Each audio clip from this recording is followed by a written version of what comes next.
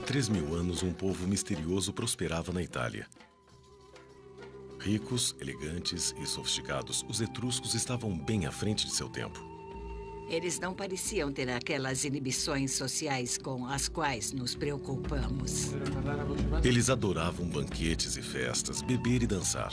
Os etruscos ensinaram os franceses, que na época eram os gauleses, a beber vinho. E diziam que suas mulheres entregavam-se ao amor livremente. Os gregos achavam que havia muita promiscuidade. Suas frotas de supernavios os transformavam em negociantes implacáveis. Eram guerreiros ferozes e sanguinários na batalha. As imagens etruscas presentes nas tumbas são cheias de sacrifícios de sangue. O ouro e a prata fizeram dos etruscos homens ricos, e eles esbanjavam essa riqueza em esportes espetaculares e em obras de arte fabulosas. Seu mundo parecia um paraíso, mas estava condenado. Os sacerdotes etruscos previram que sua civilização duraria apenas 1000 anos. E era verdade. 100 anos antes do nascimento de Cristo, esse mundo extraordinário desapareceu. O que aconteceu com essa grande civilização que abriu caminho para o poderoso Império Romano? Onde estão os etruscos agora? Os prazeres do mundo antigo. Esta paisagem idílica na Itália Central já foi a terra natal dos antigos etruscos, a Etrúria. Foram eles que drenaram os pântanos e derrubaram as florestas, escavaram canais e construíram estradas, esculpindo a paisagem que os italianos agora chamam de Toscana. As cidades etruscas, no alto das colinas, já dominaram toda esta região. Hoje há poucas evidências dessas fortalezas etruscas. Elas foram soterradas por 2000 anos de edificações romanas e medievais. Os romanos são vistos como a maior superpotência do mundo antigo. Contudo, sem os etruscos, Roma não teria existido. Foram eles que puseram Roma no seu caminho para a glória e demarcaram seus limites. Com uma extraordinária habilidade para a engenharia, eles a transformaram de um vilarejo pantanoso numa cidade importante. Quando a Etrúria foi finalmente engolida pelo poderoso Império Romano, Roma absorveu a cultura etrusca e a reclamou para si. Eles foram a primeira alta civilização da Península Itálica.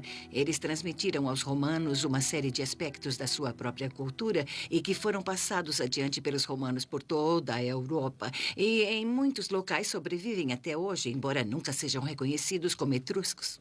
Podemos apontar muitas coisas que influenciaram nossa cultura, que vieram dos etruscos. Até mesmo aquilo que chamamos de numerais romanos, que, na verdade, eram numerais etruscos.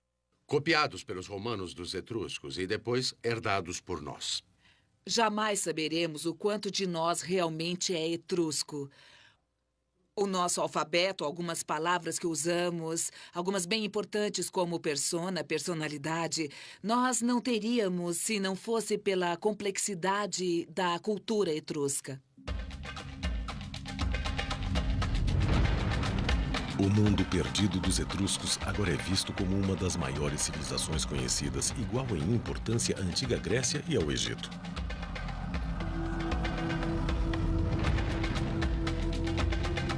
Sua cultura emergiu há somente 3.000 anos na Itália Central.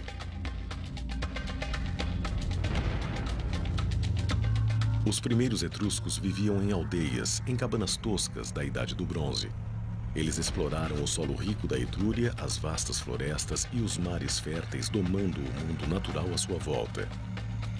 Com armas de bronze, eles abriram caminho à força, dominando toda a região. O índice de desenvolvimento era espetacular. Os autores antigos os rotularam de recém-chegados exóticos e alegaram que eram estrangeiros do leste. Para um autor grego ou romano, a ideia era: vocês não se parecem conosco, não falam como nós. Vocês não são daqui. De onde vocês vieram? De onde os etruscos vieram ainda permanece um mistério. O que importa é que a cultura etrusca se formou em solo italiano. Não importa de onde eles vieram originalmente, o mesmo se deu com os romanos. A cultura romana se formou aqui, então ela é italiana, embora possa ter vindo de outro lugar. O que intrigava os antigos era o fato de, num espaço de algumas centenas de anos, os etruscos emergirem como a economia de crescimento mais rápido do mundo mediterrâneo. Mas agora não há nenhum mistério sobre a forma como os etruscos ficaram tão ricos. A terra sob seus pés estava cheia de tesouros.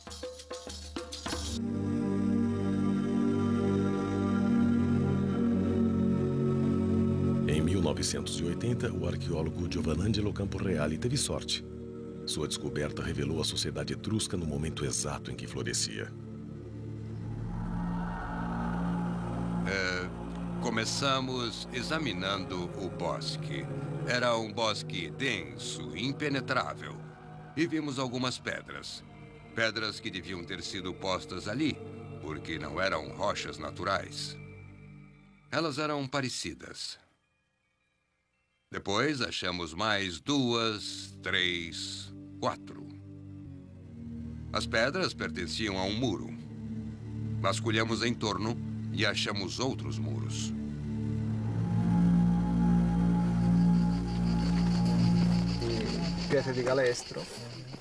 O professor havia se deparado com a mais completa cidade etrusca já encontrada. Abandonada de forma misteriosa, sem haver outra construção em cima, ela ficou milagrosamente preservada sob a densa floresta. Durante 20 anos, este local deu aos arqueólogos uma ideia de um mundo antigo. Tratava-se de um grande assentamento, 2 vilas imponentes cercadas por um complexo de casas menores. Uma vila em particular constituiu-se numa rica fonte de achados. Foram encontrados pesos de pedras. Eles faziam parte de um tear manual, provavelmente usado pelos escravos da casa para afiar a lã fina para as roupas de inverno.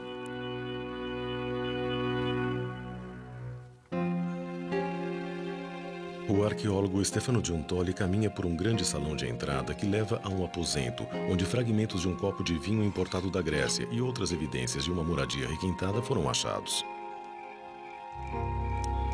Isto era um salão para banquetes, onde homens e mulheres se deleitavam e relaxavam.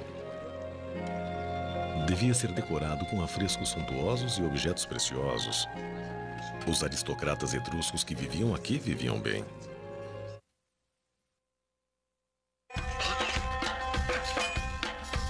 Esta era uma cidade em desenvolvimento, construída ao redor de uma rede de minas de metais preciosos que pertenciam a famílias etruscas ricas. Foi assim que os etruscos enriqueceram tão depressa. Foi aqui que eles literalmente tiraram sua fortuna da terra. Eles tinham depósitos minerais enormes, os maiores depósitos de prata da Europa, depósitos de cobre e provavelmente de estanho e de ferro também. Essa riqueza de materiais e talvez de outras matérias-primas se manifesta através da grande explosão da sociedade etrusca por volta de 700 e 600 a.C. As cidades são construídas e a elite etrusca se torna cada vez mais rica. Essa riqueza, nas mãos de poucas pessoas, gerou uma sociedade extraordinariamente singular. Por toda a Etrúria, as minas bancavam a economia. Enquanto Roma ainda era um grupo de vilarejos, os etruscos injetavam dinheiro na construção de cidades fabulosas no alto das colinas. Até 25.000 pessoas viviam e trabalhavam nessas cidades-estado independentes, populações enormes para o mundo antigo. Na antiga Etrúria, as senhoras ricas e bem vestidas, acompanhadas por servos, caminhavam pelas ruas pavimentadas da cidade. Havia arquitetura em pedra, pontes, e devia haver um saneamento melhor que o das cidades vizinhas por causa da engenharia. Foi a extraordinária habilidade técnica dos etruscos que viabilizou suas grandes cidades. Como as cidades modernas, elas foram construídas em setores, com água corrente e sistema de esgoto. Sob a atual Orvieto, grandes tanques d'água que foram escavados à mão há 2.500 anos ainda estão intactos. Com a mineração, os etruscos ficaram ricos, mas foram os desenvolvimentos técnicos que impulsionaram a Revolução Industrial. O metal que lhes proporcionou esse grande salto foi o ferro. Com a descoberta do ferro, eles puderam construir ferramentas que viabilizaram a agricultura intensiva. Por exemplo, o arado e o machado. E assim, mais terra foi cultivada. As árvores foram cortadas e a terra pôde produzir mais de uma colheita por ano. Eles começaram a produzir ferramentas de ferro para uso doméstico e, sem dúvida, tudo isso gerou uma autêntica revolução cultural. Apenas 500 anos após os etruscos terem emergido no século VI a.C., os chefes daquelas aldeias com cabanas toscas haviam se tornado aristocratas, proprietários de terras e minas. Também havia uma nova classe média composta por artesãos, mercadores e comerciantes. Eles viviam na boa vida enquanto seus escravos faziam um trabalho pesado. Os escravos etruscos, embora ainda pertencessem a seus donos, também levavam uma boa vida. Um dos antigos autores gregos menciona: alguns desses etruscos são tão ricos que tratam seus escravos como se fossem homens livres. Eles possuem suas próprias casas, roupas boas e dirigem negócios. É um tipo diferente de escravidão, difícil de entender no mundo moderno. A rica classe aristocrata gastava seu dinheiro em arte. A arte etrusca ainda é seu legado mais extraordinário. Através dela, podemos viajar no tempo. Há muitas cenas diferentes que mostram a vida diária dos etruscos. Vemos as pessoas em banquetes, jantando, dançando, pessoas ouvindo música ou tocando instrumentos musicais e jogando. Vemos pessoas se amando, usando trajes diferentes, roupas diferentes. Seus vizinhos sentiam inveja e zombavam da ostentação vulgar de riqueza dos etruscos. Com certeza, os competidores gregos dos etruscos achavam que eles tinham demais. E os acusavam de esbanjadores, dizendo: os etruscos prestam muita atenção ao seu próprio conforto e bem-estar. Sem a arte, saberíamos muito pouco sobre o pensamento etrusco e como eles viviam. Há milhares de inscrições etruscas, mas nenhum de seus livros sobreviveu. Dizem que a história é sempre escrita pelos vencedores, e até agora a história dos etruscos só foi contada por seus inimigos, os gregos e os romanos. Eles diziam que as mulheres etruscas eram permissivas em relação a favores sexuais e tinham relações sexuais com seus escravos. Os gregos os acusavam de fazer sacrifícios humanos e pirataria. Os romanos diziam que os etruscos eram muito supersticiosos, obcecados em tentar prever a vontade de seus deuses. Quanto disso seria verdade? Temos de bancar o detetive, comparar um pequeno indício extraído de um escritor greco-romano com algo que foi escavado. É uma grande tragédia termos perdido a literatura etrusca. Sem dúvida, se tivéssemos alguns de seus livros, isso mudaria completamente nossa visão sobre eles. Nossa visão dos etruscos torna-se bem mais clara através de outro aspecto surpreendente de sua cultura. Eles eram muito religiosos e acreditavam que a boa vida duraria por toda a eternidade. Há 60 anos, arqueólogos italianos descobriram tumbas não violadas no litoral, perto de Tarquínia. Eles usaram sondas sísmicas e periscópios para examinar as tumbas subterrâneas ocultas há milhares de anos. Foi a primeira tentativa séria de explorar os túmulos usando uma tecnologia não invasiva. Uma vez no interior, eles ficaram estarrecidos. Ali estava o tesouro perdido com o qual os arqueólogos sonhavam. Um túnel do tempo para o mundo perdido perfeitamente preservado desse povo extraordinário. Nas tumbas subterrâneas de Tarquínia, os arqueólogos encontraram câmaras inteiras decoradas com afrescos fabulosos. Essas pessoas que adoravam se divertir, celebravam a vida até na morte. Em cores intensas, eles banqueteiam, bebem, dançam e fazem amor.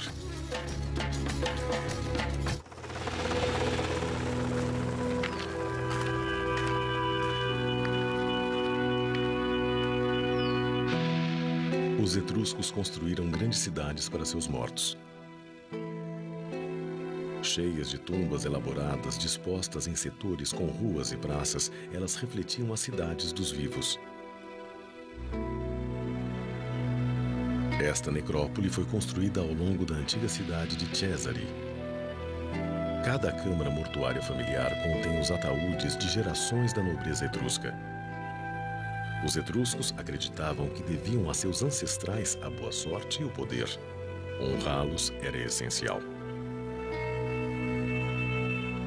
As tumbas aqui são casas em miniatura. Relevos em gesso nas paredes exibem cada objeto que o morto poderia necessitar na outra vida.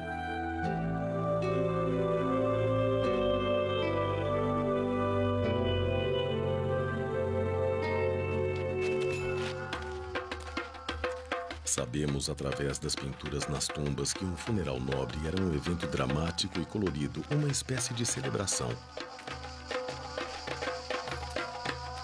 Os etruscos acreditavam que a morte era um novo começo. A vida foi boa, mas a morte ia ser ainda melhor porque seria desfrutada na companhia dos deuses.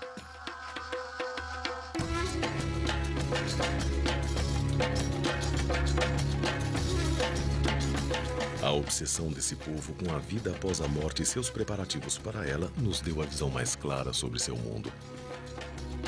Quase tudo que sabemos sobre os etruscos foi obtido através dos objetos que vieram das tumbas. Quase tudo que você vê nos museus veio das tumbas aristocratas. As pessoas eram enterradas com coleções elaboradas em cerâmica e bronze e, às vezes, armaduras e armas para os homens.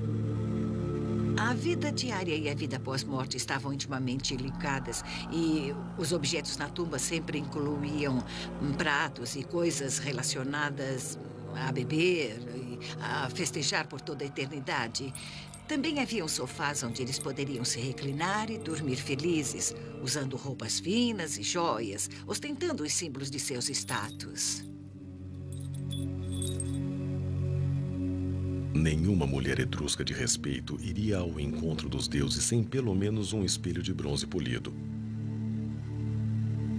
Milhares desses objetos delicados, exclusivamente etruscos, foram achados nesses túmulos. Originalmente, esses espelhos eram brilhantes e refletiam o rosto do indivíduo que usava de um lado e, ao ser virado, havia do outro lado uma superfície côncava ornamentada. Era muito comum usarem um adorno chamado laça. É uma figura particularmente etrusca e há uma representada bem aqui neste espelho. É uma figura feminina nua com asas e carregando um vidro de perfume. É uma espécie de espírito dos adornos que acompanha a senhora na vida após a morte para lhe oferecer perfume durante toda a eternidade. A morte era um estado chamado de animalis, que significava tornar-se um deus espiritual. Para os etruscos, os ancestrais ainda viviam, mas no céu. Temos a ideia de que eles consideravam a vida após a morte como um lugar maravilhoso. Era ótimo ir para o além. Depois, essas pessoas eram veneradas como os ancestrais. Eram consideradas os próprios deuses.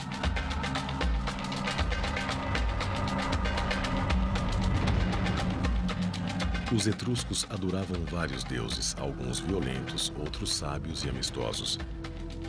Eles compartilhavam com os antigos gregos Apolo, Hércules e Perséfone, deuses dos céus. Mas a religião dos etruscos nasceu num momento único e dramático, vinda das entranhas da terra.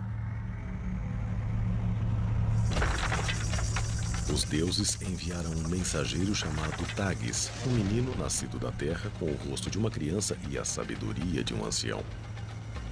Ele cantava canções misteriosas que só um nobre chamado Tarquon conseguia entender. Ao serem escritas, elas se tornaram a disciplina etrusca. A disciplina etrusca é o plano completo para a vida de um indivíduo e para a vida de sua cultura, que envolvia ensinamentos morais e todas as fórmulas e rituais necessários para permanecer de bem com os deuses. Esses deuses dominavam todos os aspectos da vida e falavam através da natureza. Cada animal, cada árvore e até mesmo o vento carregava uma mensagem dos deuses. O voo dos pássaros era especialmente importante. A altura em que voavam e a direção de onde vinham eram um presságio de sucesso ou desastre. Os sacerdotes etruscos, os professores e os intérpretes eram os membros mais poderosos da sociedade. Eles ensinavam que tudo no mundo estava dividido de acordo com a lei sagrada e somente eles poderiam decodificar a mensagem dos deuses. Um sacerdote etrusco, quando se preparava para ler a vontade dos deuses, marcava os pontos cardeais, norte, sul, leste e oeste, e depois observava o que acontecia no céu. O quadrante do céu, o setor onde aparecesse uma ave, um raio ou qualquer outra coisa, lhe diria qual deus era responsável por aquilo. Os deuses enviavam suas mensagens mais urgentes através de trovões e raios. Um manual secreto que só os sacerdotes possuíam explicava o significado das tempestades elétricas. Chamado de calendário brontoscópico, é um dos poucos textos etruscos que sobreviveram. É um documento completo para todos os dias do ano. Funciona perfeitamente. Se trovejar, você procura aquela data no livro. Muitas das mensagens nos parecem bem tediosas. Se trovejar hoje, a colheita de cevada será boa. E outras são bem racistas. No dia 19 de agosto, por exemplo, se trovejar, as mulheres e os escravos terão coragem de cometer assassinatos. Os etruscos não se arriscavam a tomar decisões sem antes consultar os sacerdotes para que lessem os presságios e previssem o que os deuses podiam achar. Eles eram considerados muito supersticiosos e os romanos diziam que eram o povo mais supersticioso de todos porque eles eram realmente obcecados por entender a vontade dos deuses. Esta era uma preocupação muito especial dos etruscos, saber o que os deuses queriam, o que os deuses pensavam, se ficariam zangados, qual vai ser o resultado se eu irritar os deuses. Os viajantes antigos que conheceram os etruscos ficavam fascinados com sua religião e assombrados com a habilidade dos sacerdotes em prever o futuro. Os romanos chegaram a empregar sacerdotes etruscos como conselheiros. O sacrifício ritualizado de sangue era um elemento essencial no repertório de um sacerdote. Mensagens celestiais eram lidas nas entranhas de animais recém-abatidos. O fígado era considerado o órgão que tinha o poder de transmitir mensagens dos deuses. A arte de prever através da interpretação do fígado era tão desenvolvida quanto a leitura dos céus. Os sacerdotes analisavam os fígados, adivinhando através de marcas ou manchas a escrita dos deuses. Este modelo de fígado foi encontrado no túmulo de um sacerdote. Provavelmente foi usado para ensinar os novos sacerdotes a interpretar a vontade dos deuses. Linhas limites separam as esferas de cada divindade, dizendo ao sacerdote quem está falando. As leituras e as previsões aconteciam nos templos etruscos que dominavam a paisagem. Este templo era o centro de comando. Daqui, os sacerdotes examinavam os céus, executavam os sacrifícios e depois traduziam a vontade dos deuses para cada aspecto da vida, grande ou pequeno. A elite etrusca era uma espécie de teocracia. Eles eram sacerdotes, tiranos que controlavam a população através da religião. Essa espécie de centro cerimonial ficava no coração do poder etrusco, da cultura etrusca. Em época de crise, fome, doença ou guerra, os sacerdotes podiam até exigir o sacrifício máximo. Uma vida humana. O sacrifício humano era uma possibilidade, mas não há prova concreta ainda. Porém, as imagens etruscas, as imagens das tumbas estão repletas de sacrifícios de sangue. O sacrifício de prisioneiros, esse tipo de coisa. Talvez ocorresse um sacrifício humano pelo menos de vez em quando. Os gregos acusavam os etruscos de serem tiranos e piratas. Sabemos através de seus relatos que eram guerreiros cruéis e massacravam centenas de prisioneiros. Os etruscos estavam constantemente em guerra com seus rivais de negócios. Porém, Novas descobertas perto do litoral da Itália provam que eles eram os mais cobiçados parceiros comerciais de toda a região.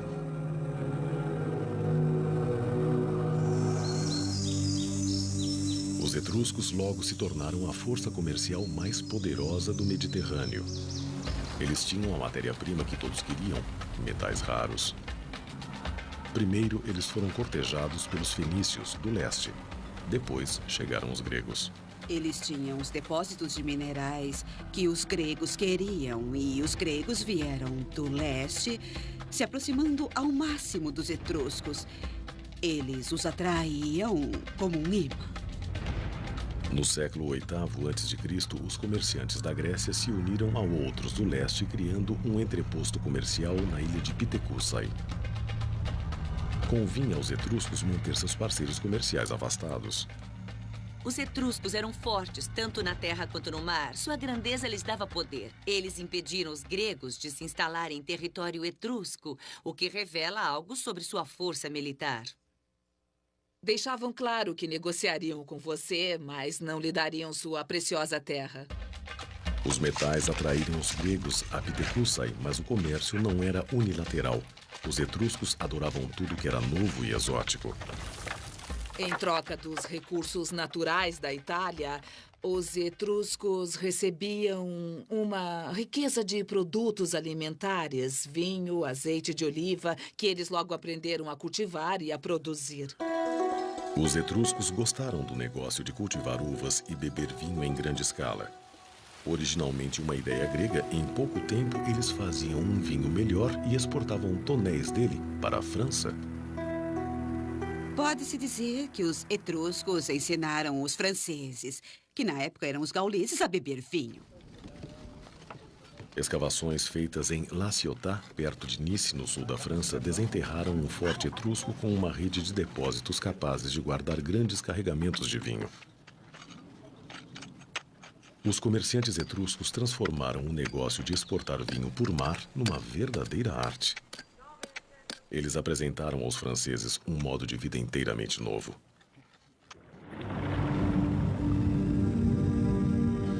Hoje podemos ver como era importante o comércio de vinho.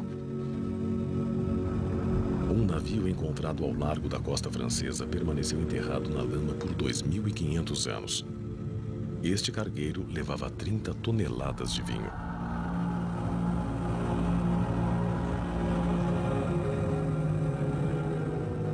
Como e por que este navio afundou é um mistério. Pode ter sido mau tempo, mas estes mares eram famosos por causa dos piratas e um navio carregado era um alvo fácil. Os etruscos tiveram uma solução engenhosa. A estratégia mais segura para qualquer navio de carga era a velocidade. Os engenheiros etruscos projetaram um navio que podia superar qualquer embarcação construída pelos rivais. Seu novo design revolucionou a construção naval. Ele era único. O que os destacava de seus competidores gregos era o tipo de mastro. Eles usavam uma vela mestre gigante, um tipo de vela quadrada, mas acrescentaram outro mastro, com vela na frente, que permitia uma navegação mais rápida e talvez manobras melhores no mar profundo. Com o tempo, os cargueiros etruscos foram adotados pelos romanos, estabelecendo o padrão para os navios modernos. Passados para trás na corrida pelo domínio das rotas comerciais marítimas, os gregos menosprezaram o conhecimento dos etruscos. Os gregos tinham interesse em classificar os etruscos como os bárbaros, como piratas, quando, na verdade, os etruscos faziam exatamente o que os gregos também faziam. Os etruscos e os gregos continuaram a negociar, sem ligar para as opiniões mútuas. Nenhuma casa rica na Etrúria era completa sem a bela cerâmica ornamental feita pelos gregos. Aliás, foram achados tantos vasos gregos na Etrúria que foram considerados como sendo etruscos.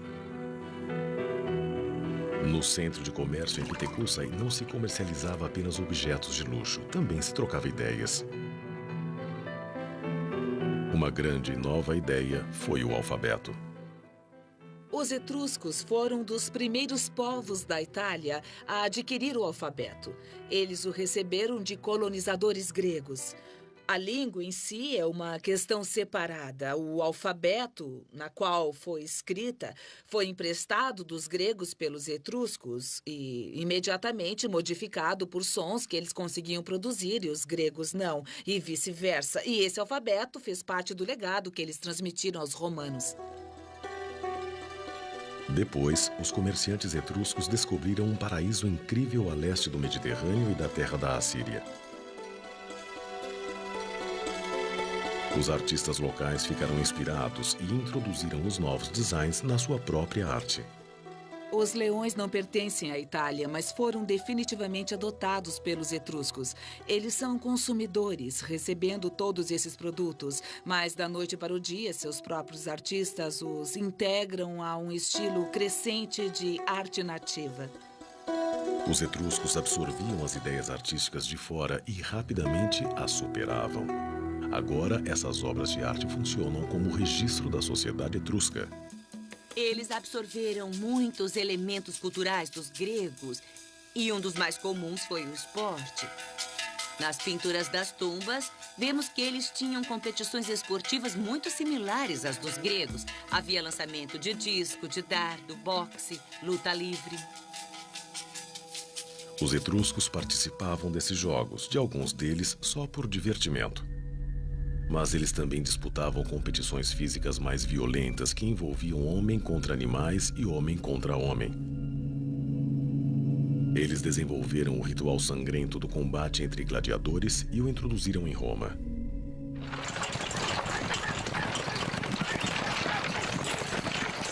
No leste, eles se depararam com a última moda em transporte veloz, a biga.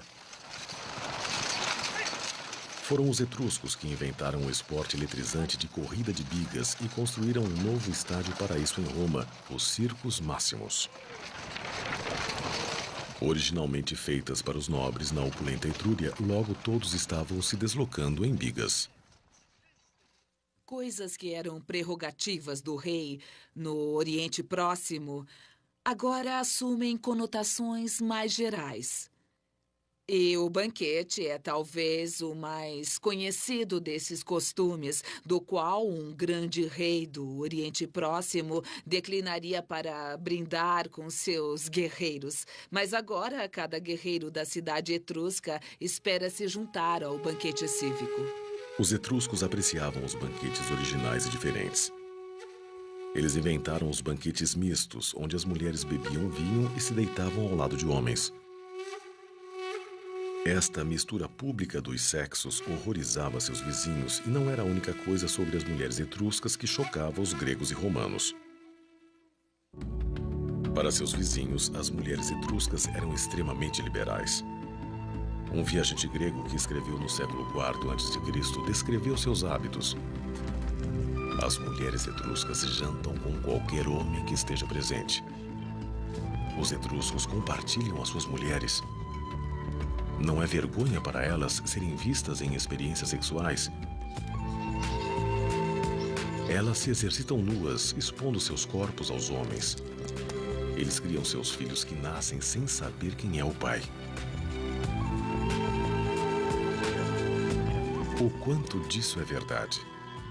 As mulheres andavam livremente na sociedade etrusca, eram vistas em festas, deitadas com seus maridos, apreciando um gole de vinho, dançando e vivendo uma vida realmente muito mais liberada que a de suas irmãs em Roma ou Atenas. As mulheres etruscas realmente apreciavam a vida social e os banquetes, o passatempo favorito dos etruscos, tanto quanto os homens. Sabemos que algumas mulheres possuíam seus próprios recipientes para usar em banquetes e, pelo menos em 2 tumbas, havia 2 grandes cuias de vinho com inscrições dizendo que pertenciam a mulheres. As mulheres romanas eram proibidas de beber vinho sob pena de morte. As mulheres etruscas bebiam, mas será que acreditavam no amor livre?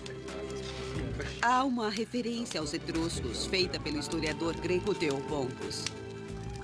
Ele estava acostumado ao simpósio que tinha apenas homens e prostitutas. E a ideia de que as mulheres se deitassem com seus maridos nos banquetes o deixava chocado. Ele considerava essas mulheres prostitutas. Os gregos provavelmente viram imagens de mulheres comendo ao lado de seus maridos e pensaram numa orgia. Mas não há provas. Esse é o tipo de coisa que os inimigos dizem de você. Não há dúvida de que as mulheres etruscas, comparadas com as gregas e as romanas, eram extraordinariamente livres. Mas isso em parte porque suas irmãs na Grécia e em Roma eram simplesmente um objeto do homem, sua propriedade, e não tinham nenhum direito. As mulheres gregas se mantinham nos seus aposentos, fiando, tecendo, fazendo coisas femininas. As mulheres romanas, tradicionalmente, não tinham permissão de participar da vida pública. As mulheres na Etrúria, pelo menos as aristocratas, possuíam sua própria riqueza. Elas tinham muito mais liberdade que as mulheres gregas e romanas. As mulheres etruscas eram independentes. Podiam ter o próprio dinheiro e até propriedades. As mulheres romanas nem mesmo tinham um nome próprio. Se você fosse filha de Túlio, você seria Túlia. E se houvessem 3 filhas, haveria a Túlia primeira, a segunda e a terceira. Já as mulheres etruscas tinham seu próprio nome. O fato é que as mulheres etruscas, além de livres, também eram educadas. Quando os espelhos de prata e bronze encontrados nas tumbas das mulheres foram limpos e examinados, eles provaram que elas podiam ler e escrever. Eles tinham inscrições e as mulheres conseguiam lê-las. Não haveria sentido em escrever esses nomes de personagens mitológicos gregos se você não os conhecesse. Então, todas as mulheres aristocratas eram muito cultas. As mulheres etruscas levavam seus adorados espelhos ornamentados para a vida após a morte, assim como fez Seiante, uma mulher nobre que viveu no século III a.C. Agora, no Museu Britânico, seu sarcófago imponente, achado na sua própria tumba, sugere que ela era muito rica e muito importante. Quando seu rosto foi reconstruído cientificamente, descobriu-se que a imagem em sua tumba possuía uma semelhança apurada. Isso mostra que os etruscos estavam bem à frente dos romanos e dos gregos. Este é o primeiro retrato comprovado da Antiguidade Clássica. Mas havia uma discrepância estranha. Embora devesse ter 50 anos quando morreu, o artista a retratou como uma mulher bem mais jovem. Talvez ele a tenha conhecido. Ou será que esta rica mulher encomendou a efígie para seu ataúde anos antes de sua morte? Quando seu esqueleto foi exposto e radiografado, houve outra revelação que certamente deve ter assombrado os gregos. Uma das coisas mais notáveis sobre Seiante era o fato de ser uma amazona. E esta é a única evidência que temos sobre mulheres etruscas montando a cavalo. Nós sabemos que ela cavalgava devido à forte musculatura que tinha em certas partes do esqueleto, como as coxas e a parte de baixo das costas. Ela passou boa parte da vida cavalgando e não confinada aos aposentos das mulheres, assim como as gregas e as romanas. Mas até que ponto ia essa liberdade? E as acusações de que as mulheres etruscas gostavam do amor livre, mantinham relações com escravos e de que nenhuma criança etrusca sabia quem era o pai?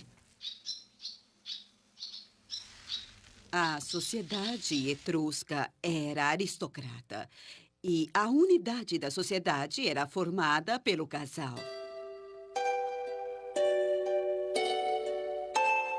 O casal aparece repetidamente durante os 1000 anos da história etrusca, do começo ao fim.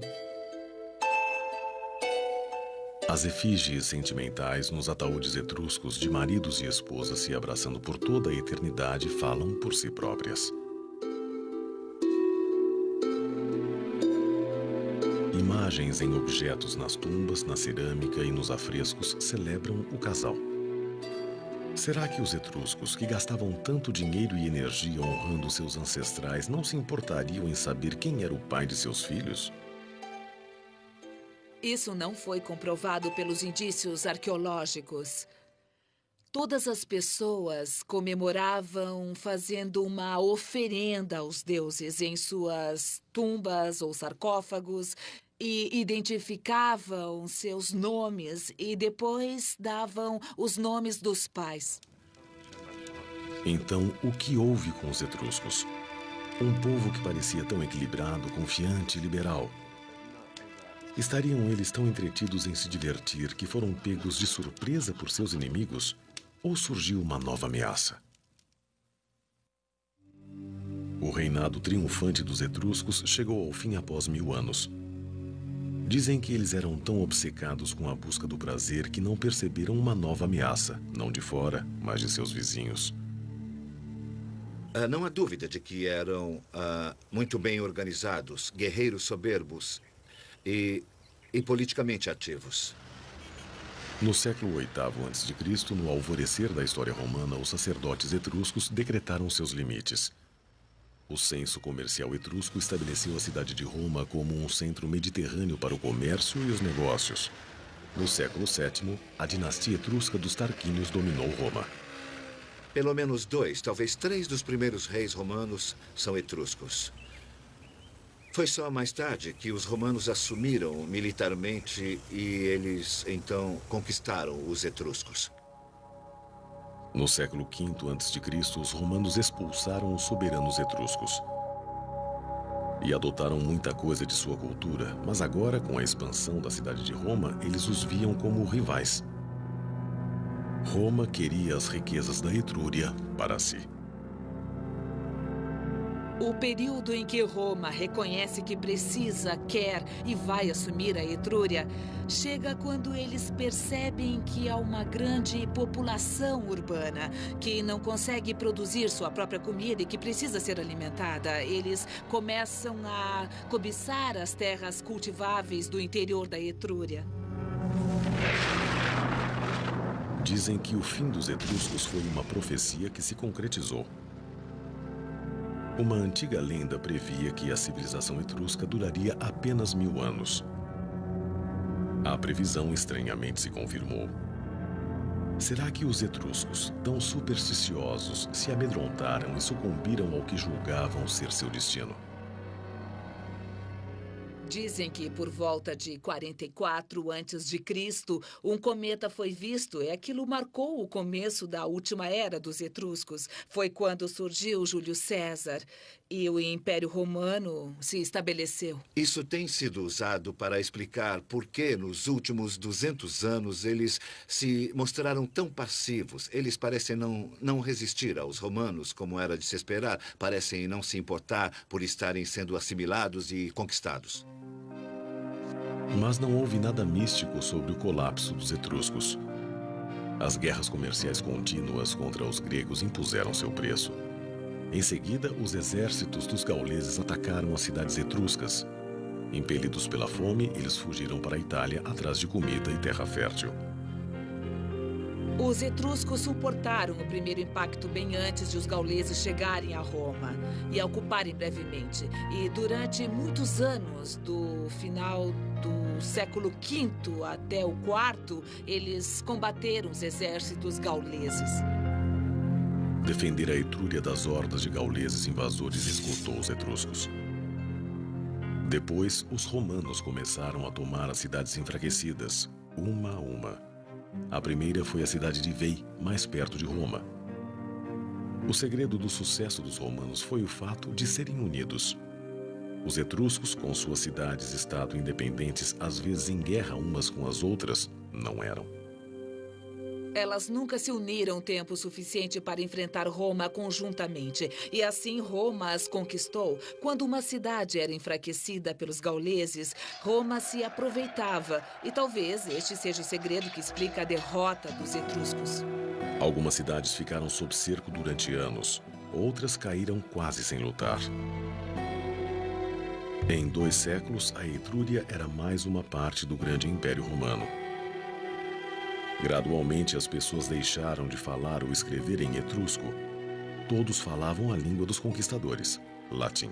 As pessoas realmente pararam de falar etrusco por volta do século I a.C. E foi quando o povo etrusco chegou ao fim, deixou de ser uma entidade.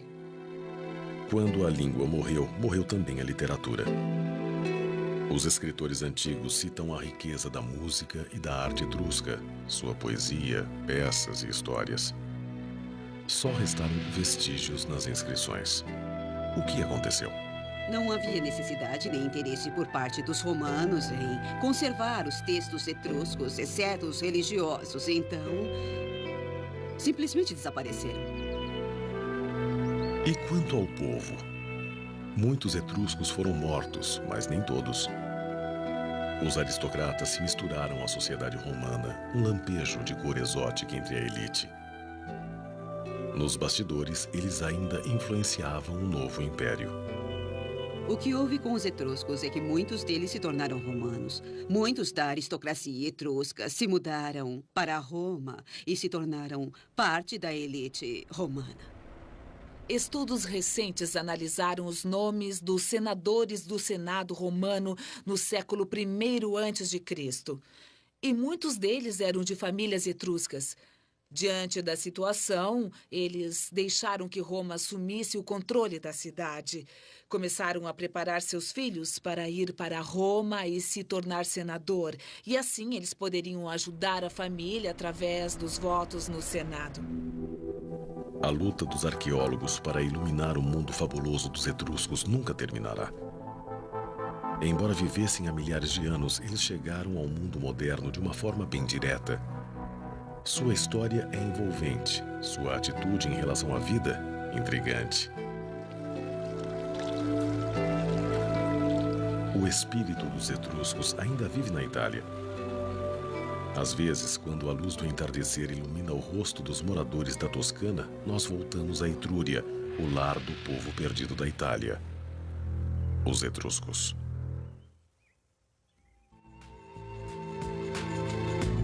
Versão brasileira, DPN Santos.